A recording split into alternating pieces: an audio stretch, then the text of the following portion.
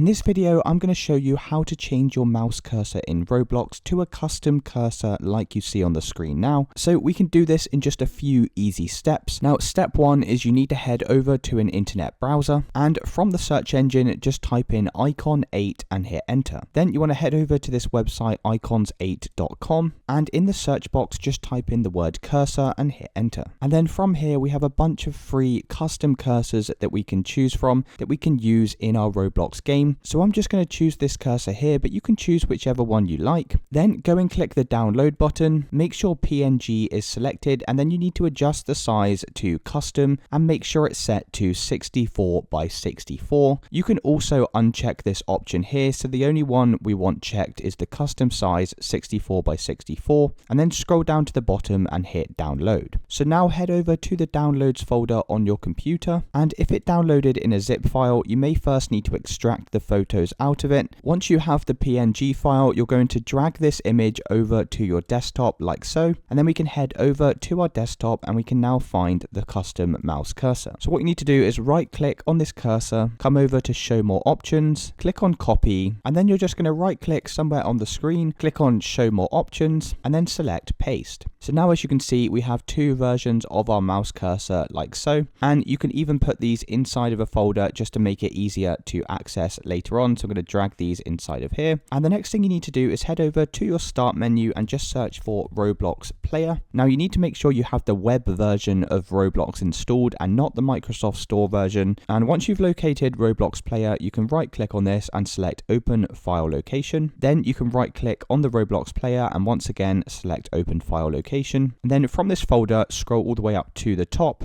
click on content, click on textures, and then click on the cursors folder. Come inside of the keyboard and mouse, and inside of this folder you'll see the default mouse cursors for Roblox, which are these two here. So what you need to do is just click on the name of the first cursor in the image, and you want to select all of the text, right click and select copy. Once you've copied this text, we're then going to head over to the folder on our desktop that we just saved these custom ones to, and then what you're going to do is rename the image of this to the text that we just copied. So it should say arrow cursor.png like so, and then you can head back over to the Roblox folder, and we're going to do the exact same thing for this second one as well. So we're just going to copy all of this text here, right click and select copy, then head back over to the custom folder with our mouse cursors, and we're also going to replace the name of this one. So I'm going to get rid of all this text and then just paste that inside of here. So that one should say arrow far cursor.png. Once you've renamed these two custom image files,